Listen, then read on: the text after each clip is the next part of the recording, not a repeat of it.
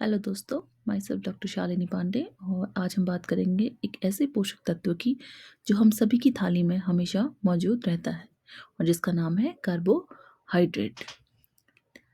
तो आइए शुरू करते हैं। तो कार्बोहाइड्रेट क्या होता है? कार्बोहाइड्रेट एक ऐसा पोषक तत्व है जो हमारे शरीर को ऊर्जा प्रदान करने का कार्य करता है।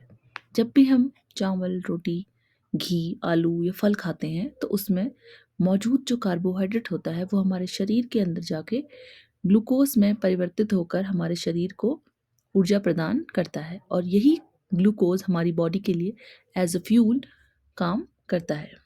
आपने देखा होगा कि जब आप बहुत भूखे होते हैं या थके हुए होते हैं तो हमें कुछ मीठा खाने का मन करता है। क्यों?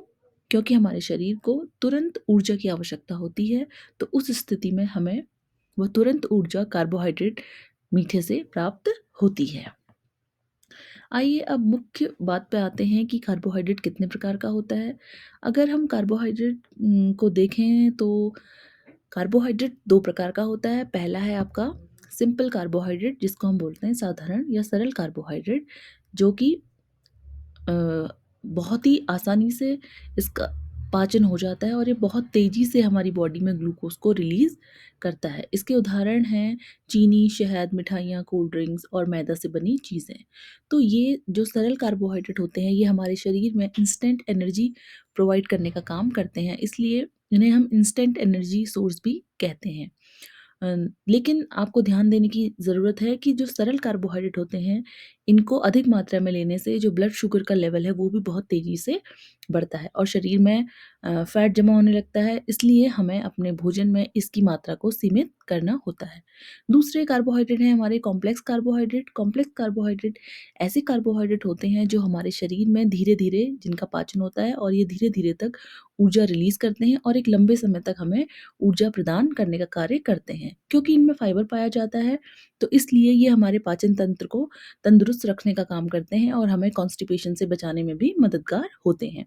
तो कॉम्प्लेक्स कार्बोहाइड्रेट के उदाहरण हैं साबुत अनाज जैसे गेहूँ, दलिया, बाजरा, इसके अलावा ब्राउन राइस है, फल एंड सब्जियाँ हैं और जो साबुत दालें और बीन्स हैं, ये सभी कॉम्प्लेक्स कार्बोहाइड्रेट का उदाहरण है। तो कॉम्प्लेक्स कार्बोहाइड्रेट को हम एक तरह से अच्छा कार्बोहाइड्रेट भी कहते हैं क्योंकि ये हमारे स्वास्थ्य के लिए बेहतर होते हैं।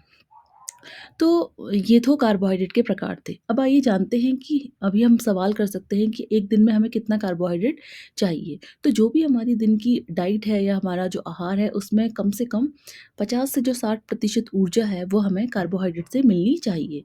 तो लेकिन ये जो ऊर्जा है ये अच्छे कार्बोहाइड्रेट के स्रोतों से आनी चाहिए, जिसे हम कह रहे थे अभी जटिल कार्बोहाइड्रेट, अर्थात साबुत अनाज, दालें, फल, सब्जियाँ इत्यादि। तो मीठा, कोल्ड ड्रिंक और जो जंक फूड है वो भी कार्बोहाइड्रेट प्रदान करते हैं, लेकिन ये हमारे शरीर को इंस्टेंट ऊर्जा देते हैं और कम समय के लिए ऊर्जा प्रदान करते हैं, लेकिन इनका जो नुकसान होता है वो हमारी सेहत पर लंबे समय तक रहता है। अगर आप डायबिटिक हैं या फिर वजन घटाने की दिशा में प्रयास कर रहे हैं, तो आपको कार्बोहाइड्रेट की मात्रा और प्रकार का ध्यान रखना बहुत ज़रूरी है।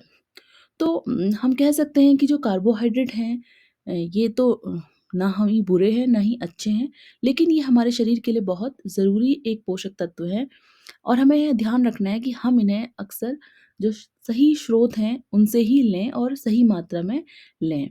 तो जब हम संतुलित भोजन की बात करते हैं, तो संतुलित भोजन का मतलब है कि हमारे भोजन में सभी प्रकार का आहार होना चाहिए। रोटी भी होनी चाहिए, दाल भी होनी चाहिए, सब्ज़ी भी होनी चाहिए, सलाद भी होना चाहिए और कार्बोहाइड्रेट जो हैं वो हमें अच्छे माध्यम से यानी कि जटिल कार्बोहाइड्रेट को अपने भोजन में शामिल करना चाहिए।